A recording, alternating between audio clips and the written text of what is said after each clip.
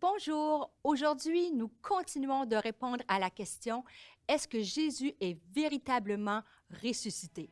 On en parle dans quelques instants.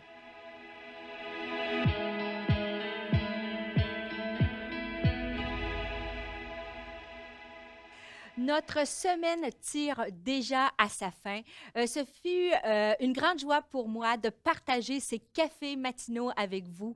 Et je vous assure, Pasteur Claude sera de retour dès lundi pour vous apporter la parole. Et tout au long de cette semaine, que moi j'ai trouvé fantastique, vraiment extrêmement motivante, je ne sais pas pour vous, mais tout au long de cette semaine, je vous ai lancé des questions. On s'est posé dès lundi la première question qu'on s'est posée ensemble, est-ce que Jésus a vraiment existé? Est-ce qu'il a été vraiment crucifié? Et nous avons pu en faire la démonstration et je vous encourage, si vous ne l'avez pas encore regardé, d'aller regarder le café de lundi de cette semaine. Et nous avons montré que Jésus n'est pas un mythe inventé par les chrétiens comme le prétendent certains.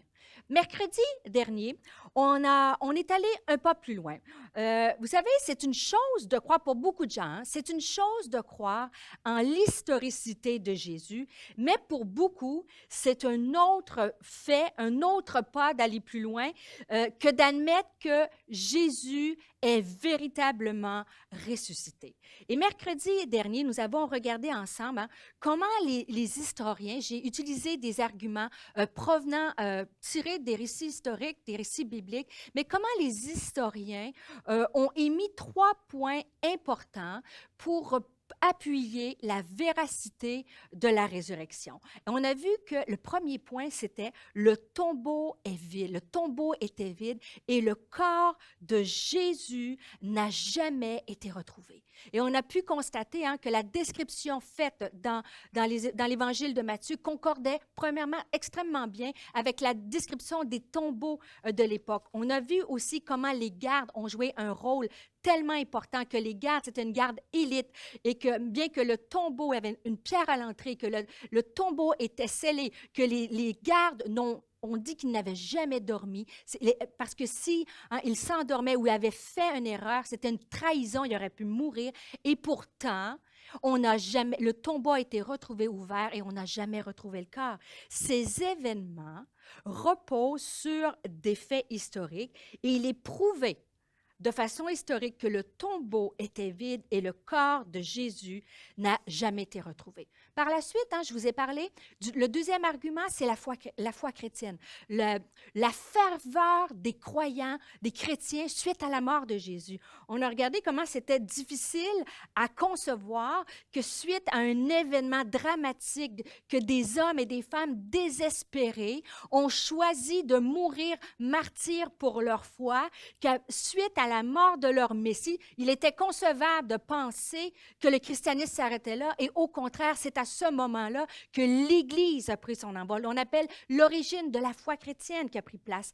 Et tous les historiens se demandent qu'est-ce qui s'est passé, pourquoi des hommes et des femmes choisissent de finir martyrs si Jésus est mort, si c'est une supercherie, si c'est l'effet d'hallucination. Et je vous ai laissé avec une petite dernière question, quel événement s'est-il passé? Et c'est à ça que je veux répondre aujourd'hui. Quel événement a pu se passer entre un tombeau vide et la ferveur des disciples?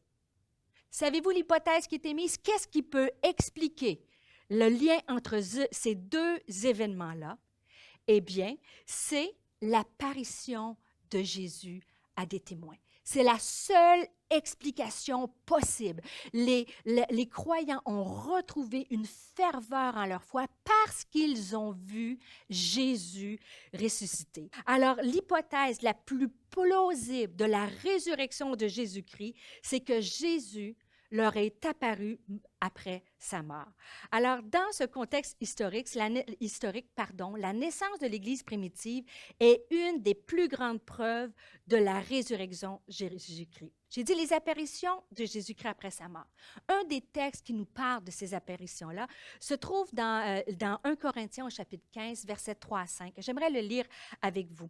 Et c'est dans ce texte-là, on voit le texte atteste que des hommes ont été témoins des apparitions de Jésus après sa mort. Et ça dit, « Je vous ai enseigné avant tout, comme je l'avais aussi reçu. » C'est Paul qui parle. « Je vous ai enseigné avant tout, comme je l'avais aussi reçu, que Christ est mort pour nos péchés, selon les Écritures, et qu'il a été enseveli, et qu'il est ressuscité le troisième jour, selon les Écritures, et qu'il est apparu à Céphas, puis aux 12. Ensuite, il est apparu à plus de 500 frères à la fois, dont la plupart sont encore vivants et dont quelques-uns sont morts. Ensuite, il est apparu à Jacques, puis à tous les apôtres. » Outre la Bible, d'autres sources affirment que Jésus est apparu à des gens après sa mort. Mais juste avant de citer les autres sources, j'aimerais juste m'arrêter sur ce texte-là. C'est fascinant parce que alors que Paul écrit cette lettre-là, il nomme des noms, il nomme des témoins oculaires. Et ces hommes-là, beaucoup, il dit que quelques-uns d'entre eux sont morts, mais que la plupart sont encore vivants. Et je vous rappelle encore ce que j'ai partagé lundi et mercredi dans le fait que les textes ont été écrits dans un court laps de temps. Si les témoins sont encore vivants, c'était possible de réfuter. Donc, lorsque Paul nomme ces gens-là, il nomme des gens qui étaient encore vivants. Et si c'était des mensonges, j'aurais dit, « Oh, je lève la main, moi, c'est faux, ça ne s'est pas passé comme ça. » Et personne n'a réfuté ce passage. Donc, j'ai dit une source biblique, mais j'aimerais encore vous emmener des arguments qui sont de sources non chrétiennes.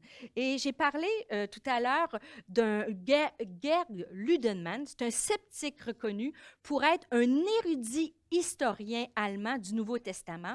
Et cet homme-là a avancé la pensée suivante. Il a dit, « Historiquement, on peut être certain qu'après la mort de Jésus, Pierre et les disciples ont vécu des expériences où Jésus s'est manifesté à eux comme le Christ ressuscité. Cette conclusion est presque incontestable. » Et cet historien-là affirme que le fait qu'il y a eu un changement dans leur comportement, c'est certain qu'ils ont vu Jésus. Il s'est passé quelque chose. Et encore là, je vous ai parlé mercredi du professeur Pinchal Lapine, ce juif orthodoxe, qui abonde aussi dans ce sens-là. Et je souligne une autre citation parce qu'elle est tout à fait savoureuse. Il dit, cet homme juif orthodoxe, il dit, « Si le groupe de disciples vaincus et déprimés pouvait se transformer du jour au lendemain en un mouvement de foi victorieux, fondé uniquement sur l'autosuggestion ou l'auto-illusion, sans expérience de foi fondamentale, alors ce serait un miracle bien plus grand que la résurrection elle-même. » Et je ne sais pas si ça vous fait le même effet à vous qu'à moi, mais moi, ça me fait du bien. Comme la Bible nous dit, comme le premier texte qu'on a partagé ensemble, hein, Dieu nous demande de l'aimer de tout notre cœur, de toute notre âme et de toutes nos pensées et avec notre intelligence. Et la véracité de Jésus, sa mort par crucifixion et sa résurrection sont des faits qui sont prouvés historiquement. Et grâce à ceci, et grâce à cet événement-là, grâce à l'apparition, les apparitions que Jésus a fait, ça a suscité la foi à une multitude. Et aujourd'hui, nous sommes plus de 3 milliards de croyants sur Terre à croire à cet événement-là. Et dans une note un peu plus personnelle, vous savez, de tout le long de mon parcours universitaire, j'ai fait des études de doctorat, post-doctorat. Et tout le long de ces études-là, j'ai eu fréquemment à discuter avec des gens qui ne croyaient pas en Jésus. Ou peut-être qui croyaient qu'il avait marché sur cette terre, mais qu'ils ne croyaient pas en sa divinité et en la résurrection. Et à cette époque-là, lorsque je faisais mes études, peut-être que ça vous dit quelque chose si vous avez à peu près mon âge, quelques printemps derrière vous, mais il y a un homme qui s'appelle, c'est le docteur Anthony Flew. Et Anthony Flew, si vous connaissez, vous étudiez un petit peu la pensée athéisme, c'est un des grands penseurs. C'est un homme qui a défendu cette pensée. Et et c'est fascinant parce qu'il y a quelques années, j'ai été surprise de lire un article dans une revue bien cotée, un article qui a dit, rapportant qu'à 80 ans, après 80 ans d'athéisme, Dr. Anthony Flew finit par changer radicalement de philosophie pour devenir un croyant. Quand j'ai lu l'article, j'aurais voulu retourner sur les bancs d'université et recommencer à avoir quelques bonnes discussions au niveau de la résurrection de Jésus-Christ. Et Dr. Flew a écrit un livre qui disait, il a titré Dieu est mort, et il a biffé, il a dit Dieu n'est pas mort. Et j'ai ce livre à la maison et j'aimerais partager avec vous quelques citations que j'ai tirées de ce livre-là.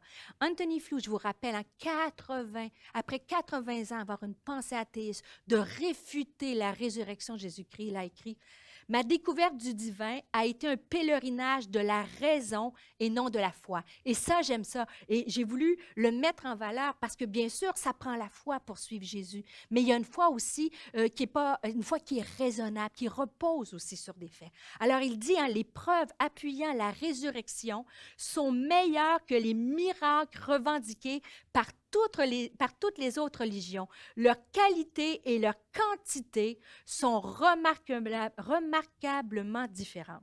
Je crois maintenant que l'univers, et je cite les paroles du Dr. Flew, je crois maintenant que l'univers a été créé par une intelligence infinie. Je crois que les lois complexes de cet univers manifestent ce que les scientifiques appellent l'esprit de Dieu.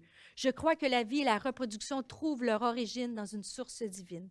Et il finit en disant, selon lui, la vie est trop complexe pour être née du hasard. Pour Flew, les découvertes en biochimie montrent l'extrême complexité de la molécule d'ADN et du fonctionnement de la fabrication de synthèse des protéines et la complexité inexplicable de celle-ci, c'est impossible sans l'intervention d'un être intelligent. Et la dernière phrase que j'aimerais partager avec vous du Dr. Flew a dit « Si Dieu est capable de faire tout cela, les milliards d'étoiles, la complexité de l'ADN, la complexité d'une simple cellule, qui est très complexe, je dis simple, mais qui est très complexe, si Dieu est capable de faire tout cela, il est capable de ressusciter Jésus-Christ d'entre les morts. » Et c'est ce que le Dr. Flew croit, et c'est ce que je crois profondément de tout mon cœur. Alors, j'aimerais terminer cette semaine en vous disant que Jésus a vraiment existé, de nombreuses preuves historiques solides de sources chrétiennes et non chrétiennes attestent ces vérités.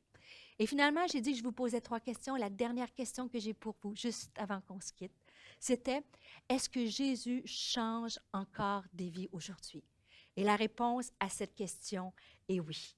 Le dernier texte que je partage avec vous, c'est dans l'Évangile de Jean, au chapitre 10, au verset 10, et ça dit, Jésus est venu. Il est venu sur cette terre, non pas avec un but égoïste. Il est venu, la Bible nous dit qu'il est venu dans le monde afin que nous ayons la vie et que nous l'ayons en abondance. Nous retrouvons encore, comme j'ai partagé lundi, le mot vie, Zoé. Jésus est venu sur cette terre pour te donner, pour me donner, Zoé, une vie pleine, remplie d'abondance. Et le terme grec pour abondance, c'est périsson.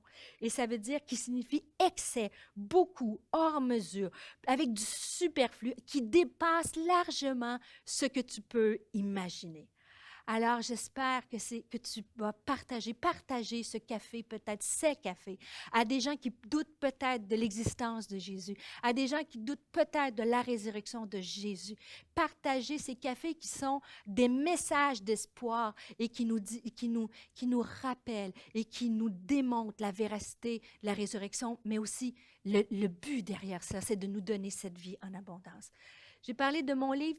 J'ai dit, il est disponible si cela vous intéresse sur Amazon, parce que vous comprenez que c'est extrêmement difficile, et je m'excuse si parfois j'ai dû parler vite, c'est extrêmement difficile de faire cette apologétique-là de la résurrection de Jésus, mais c'est disponible sur Amazon, mais chaque chapitre de ce livre, et c'est le plus important pour moi, se termine avec une histoire d'espoir, se termine avec le témoignage de quelqu'un que Dieu a changé la vie. Je n'ai pas le temps d'entrer dans les détails. Vous pouvez lire le témoignage de Hugo, 28 ans, un jeune homme qui étudiait au baccalauréat en études asiatiques, qui a voyagé, qui était en quête de vérité. Et lorsqu'il était au plus bas, au fond, à se questionner où est la vérité, Dieu est venu se révéler à lui. Et on parle de Hugo, 28 ans, je peux vous parler de Raymond Paul, un homme pilote d'Air Canada, de ligne aérienne, vie festive, une vie d'abondance, de succès, qui un jour voyageait, a oublié certains principes de vie jusqu'à avoir son mariage, être au bord du gouffre et sa femme qui le menaçait de le divorcer.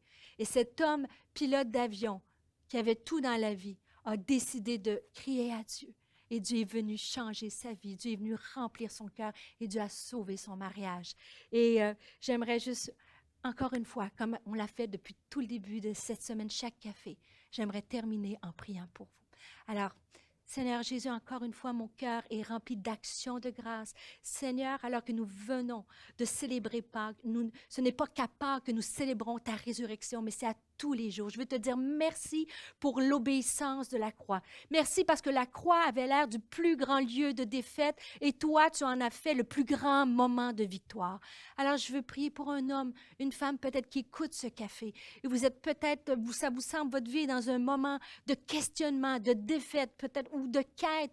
Je ne sais trop, mais Seigneur, tu vois chaque personne en ce moment et je te prie que tu viennes comme tu l'as fait pour Hugo, tu l'as fait pour Raymond, que tu viennes te manifester, Seigneur, que tu viennes toucher, que tu viennes remplir le cœur, que tu viennes éclairer l'intelligence et le cœur, afin que nous puissions mettre notre foi, continuant de s'accrocher à la véracité et la puissance de la résurrection. Merci, Seigneur, pour ta parole et merci pour ces rendez-vous divins avec les cafés matinaux. Alors, je vous souhaite une bonne journée et on vous retrouve lundi avec Pasteur Claude.